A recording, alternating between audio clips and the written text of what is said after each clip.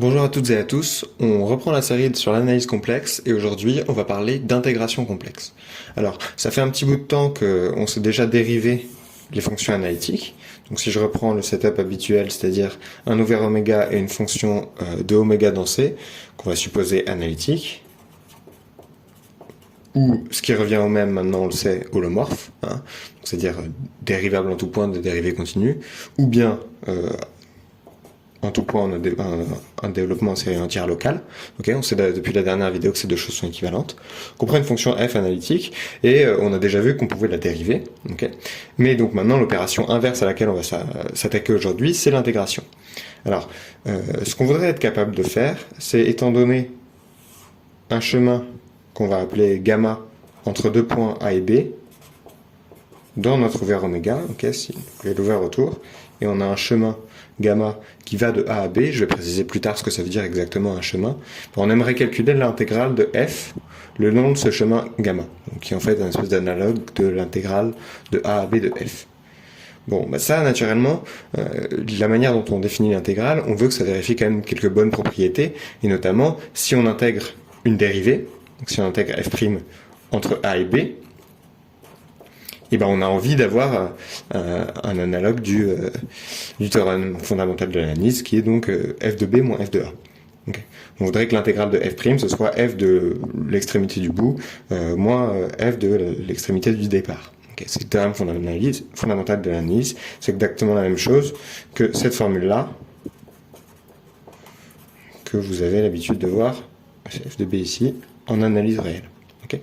Alors, donc la question maintenant, c'est comment on va définir l'intégrale pour qu'on ait cette chose-là naturelle. Alors, le chemin gamma, là, pour l'instant, j'ai juste dit que c'était un chemin, on ne sait pas trop ce que ça veut dire. En fait, un chemin, ce que je vais appeler un chemin, c'est une fonction continue de l'intervalle 0,1 dans mon ouvert oméga. Okay, le paramètre ici, on va l'appeler t. Okay, donc ça va être envoyé sur gamma de t. Et ce t, il faut le voir comme un paramètre temporel. C'est-à-dire que à t égale 0, on va être en a. Donc ça va être a égale gamma de 0. Et à t égale 1, on va être en gamma de 1 égale b. Okay, et à t égale 1,5, je suis par exemple, peu importe, ici, ça c'est gamma de 1,5. Okay, donc il faut le voir comme un paramètre temporel. Et quand le temps augmente, on avance de a à b. Okay, donc ça, c'est une fonction, on va lui demander de la régularité évidemment, on va lui demander par exemple d'être C1, on verra, peu importe, peut-être qu'on demandera plus dans la suite, mais c'est ce qui semble le minimum pour pouvoir intégrer des choses. Et maintenant, ce qu'on aimerait bien faire, c'est par exemple définir l'intégrale de f le long de ce chemin, comme par exemple l'intégrale de f de gamma de t entre 0 et 1. Okay, on peut essayer de définir ça comme l'intégrale sur le chemin gamma. Ça va poser un problème. Pourquoi ça va poser un problème? Parce qu'on va pas du tout avoir l'identité qu'on veut. Parce que si on veut intégrer une fonction f' sur un chemin gamma, ça va nous faire l'intégrale de 0 à 1 de f' de gamma de t, dt, et ça, a priori, c'est absolument pas f de gamma de 1 moins f de gamma de 0. Okay, ça a très peu de chance d'être ça. En fait, on remarque que si on avait un fois gamma prime ici, ça aurait marché. Pourquoi? Parce que si on calcule l'intégrale de f' de gamma de t fois gamma prime de t, dt, le tout entre 0 et 1, ça, vous remarquez que c'est la dérivée de f rond gamma. Hein. C'est juste la règle de la chaîne pour la dérivée, si vous voulez. Ça, c'est exactement ce que vous voulez. Ok, donc finalement, définir l'intégrale de cette façon-là, c'est pas malin, parce que ça ne nous donne pas du tout le théorème fondamental de l'analyse qui est là. En revanche, si on définit l'intégrale comme ça va marcher. Donc c'est cette définition-là qu'on va prendre, c'est la plus naturelle. Donc je fixe gamma de 0,1 dans oméga, qu'on suppose C1, du coup, pour pouvoir intégrer la dérivée qu'elle a. Ok, pour pouvoir déjà avoir une dérivée, et puis on veut que la dérivée soit continue pour pouvoir l'intégrer sans se poser de questions. Et donc on va définir l'intégrale le long du chemin gamma de f, c'est donc l'intégrale de 0 à 1 de f de gamma de t fois gamma prime de t. Okay. Et ça c'est pertinent parce que justement, si on prend f, la dérivée d'une fonction, ça va nous donner exactement f de b moins f de a. le théorème fondamental de l'analyse. Donc au passage, on a bien démontré le théorème qui dit que si f est holomorphe, on va dire, alors l'intégrale le long du chemin gamma de f', c'est juste f de gamma de 1 moins f de gamma de 0. Okay. Ça, en fait, on l'a démontré, c'est exactement la formule qui est écrite là-haut. Donc ça, c'est, si vous voulez, c'est l'analogue complexe du théorème fondamental de l'analyse. Et en fait, c'est pas vraiment un théorème, puisqu'on a défini l'intégrale précisément pour que ce théorème soit vrai. Mais bon, donc il est vrai, évidemment. Alors, le truc, c'est que là, on constate que si je prends l'intégrale de f' sur le chemin gamma, ça va dépendre que de gamma de 1 et de gamma 0. C'est assez inattendu quand même quand on y réfléchit.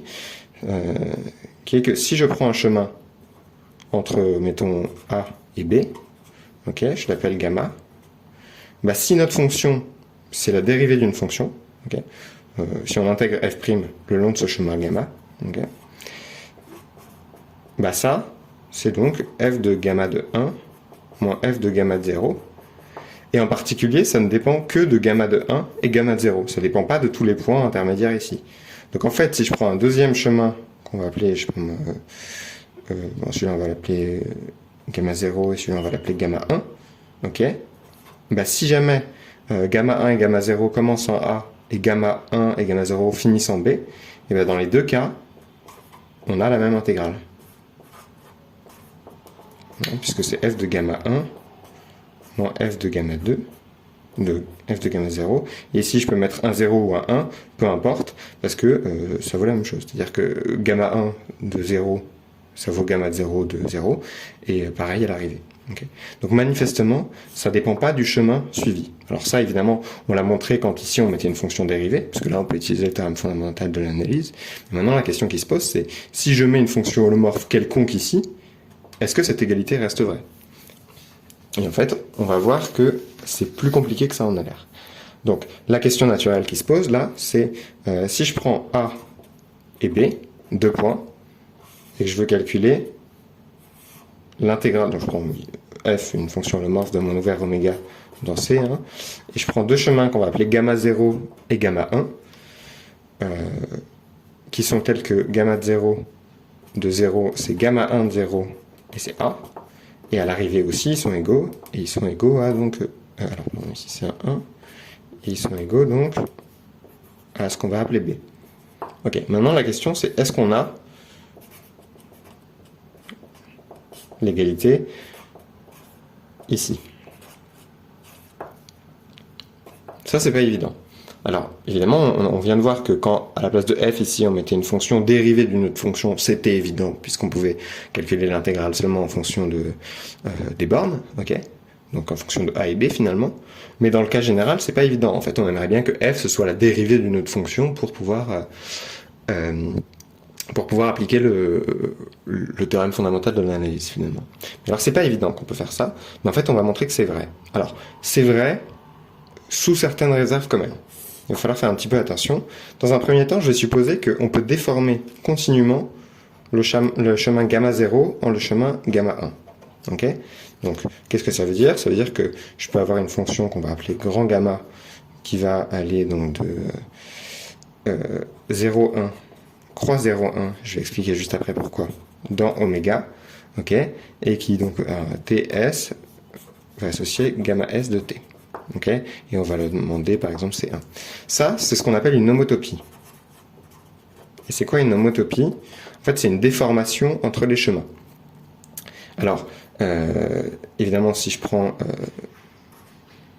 S égale 0, j'obtiens gamma 0 de t. Donc j'obtiens ce chemin-là. Si je prends S égale 1, j'obtiens gamma 1 de t. Donc j'obtiens l'autre chemin. Mais maintenant, si je prends des t intermédiaires, donc je prends mes deux chemins entre A et B, ici c'est gamma 0, ici c'est gamma de 1. Okay.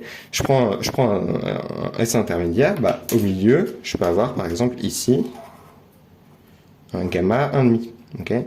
Ici je vais avoir gamma 1 quart par exemple, ici je vais avoir gamma 3 quarts. Okay, et toutes ces choses-là sont continues, c'est-à-dire que ce que fait grand gamma quand on fait varier S, c'est donc faire se déplacer les chemins. C'est-à-dire que si on fixe S, on obtient un chemin de A à B, et quand on fait varier S, ces chemins se déplacent continuellement les uns vers les autres comme ça. Okay, donc faut imaginer visuellement ce que ça donne, c'est quand on fait varier le paramètre S, on voit le chemin gamma 0 ici se déformer continuellement jusqu'à atteindre le chemin gamma 1 ici. Okay, et c'est ça qu'on appelle une homotopie de chemin. C'est une manière de déformer les chemins continuellement l'un dans l'autre. Et alors évidemment, ce que je veux quand même, c'est que si je fixe un S, les extrémités de gamma S, donc par exemple de gamma 1,5, ça va être A et B. Donc ça, je l'écris comme ça. Gamma S de 0, c'est toujours A, et gamma S de 1, c'est toujours B. Okay, je fixe cette condition en plus sur les chemins. Alors, pourquoi j'ai introduit cette notion? Parce que c'est précisément ce qui va nous permettre de démontrer que l'intégrale sur le chemin gamma 0 est la même que sur l'intégrale sur le chemin gamma 1. Puisqu'en fait, ce qu'on va faire, c'est qu'on va déformer continuellement le chemin gamma 0 en le chemin gamma 1, et on va montrer qu'au cours de cette déformation, l'intégrale le long du chemin, qui sera donc gamma S, va rester constante. Alors, on va préciser un petit peu ça. Donc, ce qu'on va faire, c'est que donc on reprend les mêmes notations, A, B, et on a deux chemins gamma 0 et gamma 1 qui vont de A vers B. Donc c'est-à-dire, encore une fois, des fonctions continues de 0 à 1 dans oméga, telles que gamma 0 de 0 c'est A, et gamma 0 de 1 c'est B, et pareil pour gamma 1. Okay, et on va fixer donc une homotopie de chemin. Donc une homotopie qui va donc de 0,1 croix 0,1 dans oméga, et qui a TS associe gamma S de T. Okay, donc si je trace quelques chemins, ici je peux avoir gamma 1,5, ici gamma 1 quart, etc. Comme tout à l'heure. Okay, donc je fixe une homotopie qui est ici, et maintenant je vais montrer que finalement l'intégrale de f le long de gamma 0, c'est la même que l'intégrale de f le long de gamma 1.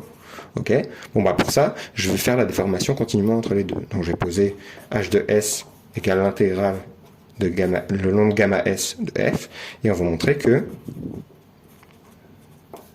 h est constante. Okay. C'est vraiment la chose naturelle à faire. On déforme le chemin gamma 0 continuellement en le chemin gamma 1, et on montre qu'au cours de cette déformation, l'intégrale reste la même, elle reste constante. Alors comment on va faire ça?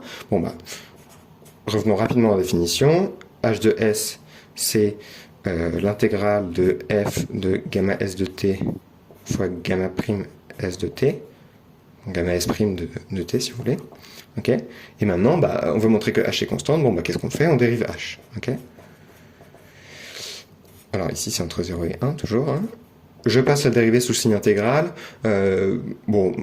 Rapidement, comment on justifie tout ça? On travaille sur un compact de toute façon, ok, puisque ici le 0,1 croix 0,1 est compact. L'ensemble de la définition de notre homotopie est compact. Tout est continu, donc on peut dominer par des constantes pour notre théorème de dérivation sous le signe intégral. Je vous laisse vérifier les détails, mais il n'y a pas de difficulté. Ok, et alors maintenant, là, on a deux termes qui dépendent de S, on a un produit de deux termes, donc on va dériver chaque terme du produit. Ok.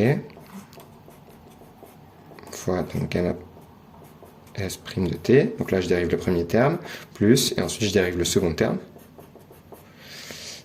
Et ici, donc je vais faire un d sur ds de gamma S' de t. Donc là, il va falloir faire attention, parce qu'il y a pas mal de variables qui se baladent.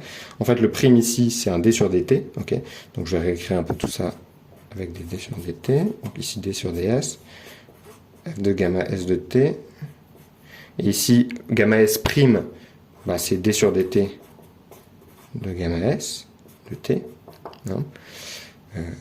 Et ici, on va avoir deux dérivés. Donc on va avoir d sur ds qui est là, et le prime c'est un d sur dt. Ok. Bon, là, va falloir utiliser un truc assez classique de calcul différentiel, qui est le théorème de Schwarz. Le théorème de Schwarz, il nous permet d'échanger ces deux dérivés-là.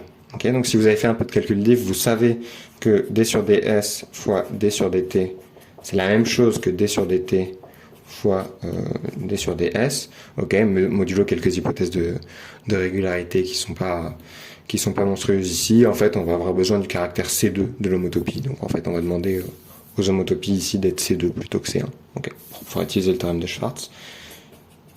Alors je sais jamais s'il y a un T ou pas, je crois pas, mais vous me corrigerez dans les commentaires s'il y a un T. Et donc maintenant, ce qu'on fait, c'est qu'on utilise le théorème de Schwartz et on échange ces deux dérivées, ok. Donc là, on arrive à intégrale de 0 à 1 de d sur ds f gamma s de t fois d sur dt gamma s de t, ok, fois f de gamma s de t, ça bouge pas, fois, ici je mets d'abord d sur dt de d sur ds, je suis pas en train de me tromper, non c'est bon, gamma s de t, dt. Et il y a encore une étape qu'on n'a pas encore traitée, qui est le d sur ds ici. C'est d sur ds d'une composée, donc va falloir dériver ça. C'est une composée, donc ça fait f' de gamma s de t fois donc la dérivée de ce qui est à l'intérieur, d sur ds de gamma s de t. Ensuite j'ai ce facteur là qui se rajoute, d sur dt gamma s de t, plus f de gamma s de t fois d sur dt de d sur ds gamma s de t. Ok, donc c'est assez gros, mais en fait, ça va beaucoup se simplifier là, parce que si vous regardez bien, si vous prenez ce terme-là fois ce terme-là, vous obtenez exactement la dérivée par rapport à t de ce terme-là. Okay, si vous dérivez ça par rapport à t, il y a un f', et puis la règle de la chaîne fait rajouter un multiple multiplie par d sur dt fois gamma s de t.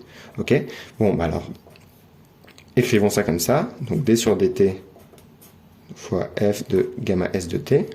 Ok, là j'ai utilisé ces deux termes-là, donc il reste celui-là à mettre, gamma s de t, plus donc f de gamma s de t fois d sur dt, d sur ds de gamma s de t.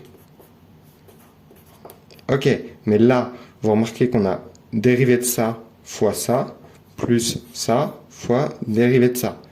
Bon, bah c'est la dérivée d'un produit. Super. Donc là, les choses commencent à se recoller. Ok, donc le produit, c'est le produit de ce terme-là fois ce terme-là. Je laisse vérifier les calculs si vous n'êtes pas convaincu. Et là, bah, c'est super parce que c'est la dérivée par rapport à t, on intègre par rapport à t, donc c'est facile.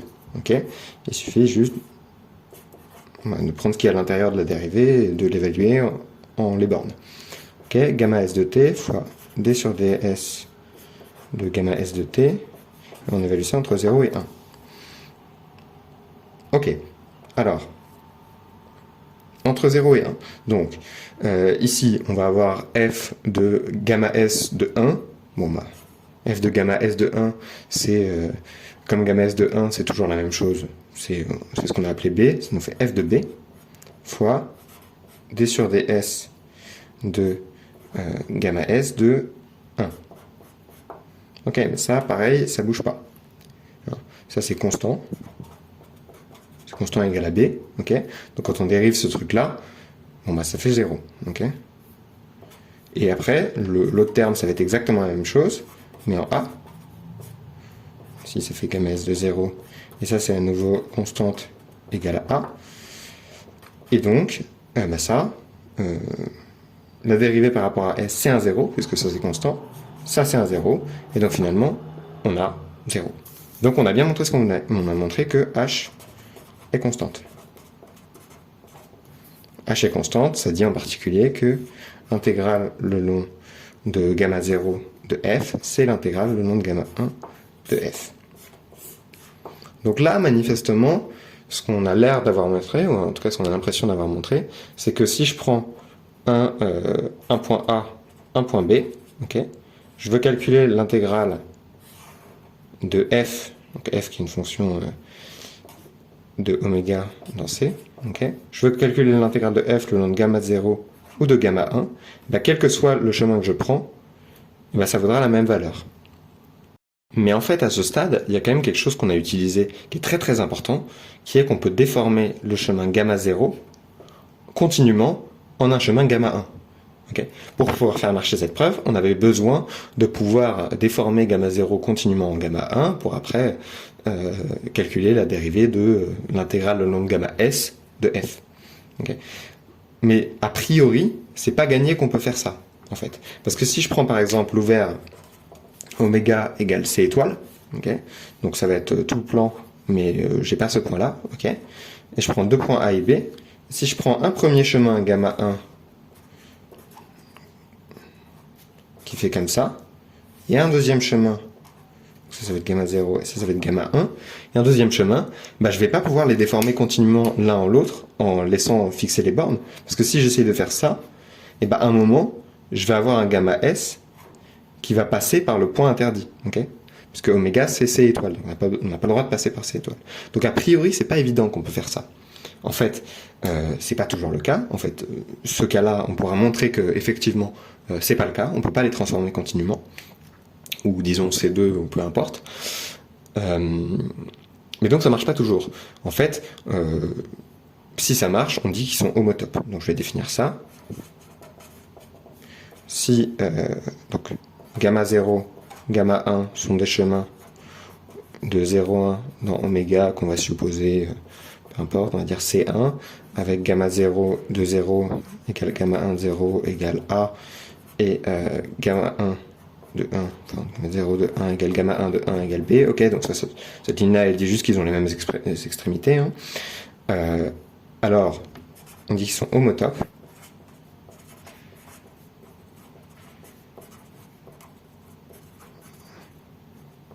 Si, et seulement si en fait, on peut trouver une homotopie. Donc une homotopie, c'est une fonction gamma de 0,1 croix 0,1 dans l'ouvert oméga qui a TS associe gamma S de T, okay, et gamma 0 de T c'est bien ce chemin-là, et gamma 1 de T c'est bien ce chemin-là, et les extrémités restent fixées. Donc ça dit que gamma S de 0 c'est toujours A, gamma S de 1 c'est toujours B. Okay. Voilà, donc on dit que c'est précisément ce qu'on a utilisé dans la preuve, on dit qu'ils sont homotopes, si on peut les déformer de manière, bon, du coup on va demander C2 puisque c'est ce qu'on a utilisé pour utiliser le théorème de Schwarz à un moment, et donc c'est précisément ce dont on a besoin pour montrer que l'intégrale le long de ce chemin est égale à l'intégrale le long de ce chemin. Okay. Ça, c'est la définition naturelle qui sort de ce qu'on a fait, en fait. C'est exactement ce dont on avait besoin. Et donc, le théorème qu'on a montré, si, on va dire, gamma 0 et gamma 1 sont homotopes. Alors, homotope, c'est sous-entendu dans oméga, hein, parce que la grosse restriction ici, c'est que grand gamma est bien à valeur dans oméga. C'est ça qui rend les choses difficiles, et c'est ça qui fait qu'ici, ça marche pas, parce que si on veut déformer continuellement gamma 0 en gamma 1, on va être obligé de passer par ce point interdit-là, qui est pas dans oméga. Okay, donc si gamma 0 et gamma 1 sont homotopes, et f de oméga dans C est holomorphe, ou analytics pareil, alors, on a égalité des intégrales. Et ça, c'est ce qu'on vient de montrer, en fait, parce qu'on a utilisé précisément cette hypothèse-là, et en fait, c'est tout. Voilà, donc ce truc-là de l'intégrale ne dépend pas du chemin choisi, en fait, malheureusement, ça va pas être tout le temps, enfin, malheureusement ou heureusement, en fait, parce que ça donne lieu à des situations très très riches et très intéressantes, ça va pas toujours ne dépendre que des points extrêmes, enfin, les points au bord, si vous voulez. C'est pas toujours le cas. Et je vais vous donner un exemple pour lequel c'est pas le cas. Ça va être la fonction 1 sur x. Elle est très très importante en analyse complexe. Cette fonction-là, z, donne 1 sur z. Cette fonction-là, bon, elle est manifestement holomorphe sur oméga égale c étoile. Le seul point où il y a un problème, c'est c étoile. Le reste, vous pouvez la dériver, vous pouvez vérifier, il n'y a pas de difficulté. Vous calculez le taux de variation et vous verrez qu'il a effectivement une limite, et que la limite, c'est bien moins 1 sur z carré, comme vous vous attendez. Alors, à nouveau, donc ce point 0, il est interdit, et maintenant ce que je vais faire, c'est que je vais prendre un chemin qui fait le tour du point 0. Donc ici, en fait, on va avoir A égale B, okay, c'est les mêmes extrémités, et maintenant, on s'attendrait donc à ce que l'intégrale le long de ce chemin gamma de f, ça fasse quoi? Bon bah, si ça dépend que des extrémités, ça doit être la même chose que l'intégrale le long du chemin constant, et quand on se déplace pas, en fait, ça doit faire 0. Okay. Ça devrait faire ça, si tout se passe bien. Pourquoi ça devrait faire ça? Parce que si j'intègre le long de ça, ce serait la même chose que d'intégrer le long de ce tout petit chemin, et ce chemin étant de longueur nulle, bah, l'intégrale doit faire 0. Okay, donc on s'attendrait à avoir un truc comme ça, pour que ce truc-là soit vrai. Okay. En fait, c'est pas vrai. Pourquoi c'est pas vrai? Bon bah prenons gamma de t égale, mettons, exponentielle it, okay, pour pouvoir tourner autour du truc. Okay. On tourne autour du cercle finalement, et on va faire ça, bon, on va multiplier par 2pi pour faire un tour complet entre 0 et 1. Okay. Gamma qui va de 0, 1, dans oméga égale c étoile. Okay. Alors, calculons l'intégrale. Bon, bah ça, par définition, c'est l'intégrale de f de gamma t fois gamma prime de t entre 0 et 1. Ok, bon, bah qu'est-ce que ça veut dire? F de gamma t, c'est 1 sur exponentielle de pi it, ok, c'est la définition de f. Gamma prime, bon bah gamma prime, ça va faire 2 pi i fois exponentielle de pi it, ok, dt. Et bah là, manifestement, vous voyez que ce truc-là s'annule. Et donc on a l'intégrale de 2 pi entre 0 et 1, et ça fait 2 pi. Et ça, c'est différent de 0. Donc ce 2 pi là, en fait, il n'est pas anodin du tout. C'est quelque chose qu'on verra apparaître de manière beaucoup plus régulière quand on parlera du théorème des résidus, qui viendra dans quelques vidéos. Mais donc tout ça pour vous dire que, en fait, cette histoire de l'intégrale ne dépend que du chemin qu'on choisit, bah c'est pas vrai, en fait. Maintenant, ce que je peux faire aussi, c'est essayer de faire un chemin qui fait 2 fois le tour, par exemple. Okay, donc qu'est-ce qui se passe si je fais ça? Gamma t égale, mettons, exponentielle de 2 fois 2 pi it, okay, de manière à ce que ça fasse 2 tours pour t variant entre 0 et 1, ça va faire 2 tours de l'axe. Okay. Donc c'est-à-dire que en t égale 0, ça va être là, en t égale 1 quart, ça va être là, en t égale 1 demi, ça va re-être là, en t égale 3 quarts, ça va être re-être là, et en t égale 1, ça va être là une deuxième fois. Donc ça aura fait 2 tours au total. Bon bah, recommençons, calculons. Intégrale le long du chemin gamma de f, c'est l'intégrale de 0 à 1 de 1 sur exponentielle de pi it. Et ici, bon bah, le dérivé de ça, cette fois-ci, c'est 4 pi i exponentielle, ici c'était un 4, pardon, 4 pi it dt. Ok, donc cette fois-ci, ça fait 4 pi i. Okay. Vous voyez que, encore une fois, là, ça dépend à nouveau du chemin. Donc, si on prend notre point 0 ici, et qu'on fait un tour complet, l'intégrale de 1 sur z le long de ce tour, ça donnera 2 pi. Ok. Et si on fait cette fois-ci 2 tours, l'intégrale, ce sera 4 pi. Ok, maintenant, essayons un autre truc, essayons de faire un tour, mais dans le sens inverse. Ok, c'est-à-dire dans ce sens-là. Ok, bon, qu'est-ce qu'on va obtenir cette fois-là? Donc, ce sera pour gamma t... alors, attends, je vais l'écrire ici, pour gamma de t égale exponentielle moins 2 pi it. Donc là, je tourne dans l'autre sens. Okay, on calculons ce qui se passe. Intégrale de 0 à 1, de 1 sur exponentielle moins 2 pi it. Ici, la dérivée, ce sera moins 2 pi it fois exponentielle moins 2 pi it. Et cette fois-ci, on obtient, alors il n'y a pas de t ici, cette fois-ci, on obtient moins 2 pi. Okay, donc si on fait moins un tour, si vous voulez, si on fait un tour dans le sens opposé, on obtient moins 2 pi. Et en fait, ce qui va apparaître, c'est que si gamma fait n tours, ben on va obtenir, alors pour n appartenant à z, hein, on va obtenir que intégrale le long de gamma de f, ça va être 2 pi i n. Okay, et n est dans z, ce que ça veut dire, c'est qu'un tour dans ce sens-là, ça compte comme moins un tour, si vous voulez. Okay, et ne pas bouger du tout, ça compte comme 0 tour. Voilà. Donc vous voyez que finalement cette intégration complexe elle a l'air beaucoup plus riche que l'intégration réelle, puisque essentiellement quand on est dans le cas réel, bah, pour aller de A à B, bah, il n'y a qu'un seul chemin, c'est la ligne droite. Alors que quand on est dans le cas complexe, pour aller de A à B, bah, je peux prendre ce chemin, mais je peux aussi prendre ce chemin, et si j'intègre sur ce chemin ou sur ce chemin, bah, ça peut ne pas donner la même chose. Mais on a vu que si jamais les deux chemins étaient homotopes, c'est-à-dire que je peux déformer l'un en l'autre continuellement, alors on obtient la même chose. Et ça, c'est le théorème qu'on a vu précédemment. Voilà, donc c'est tout pour aujourd'hui. Dans les vidéos qui vont suivre, on va parler des fonctions méromorphes, et on va appliquer tout ça, toute cette théorie de l'intégration complexe, à un théorème très très important qui s'appelle le théorème des résidus, et qui va nous permettre de calculer de manière très très facile et très très efficace beaucoup d'intégrales et beaucoup de sommes infinies. Par exemple, on pourra obtenir, je sais pas, des états de 2 comme ça, et pas mal d'autres sommes en fait. Voilà, donc c'est tout pour aujourd'hui, j'espère que ça vous a plu, et à bientôt.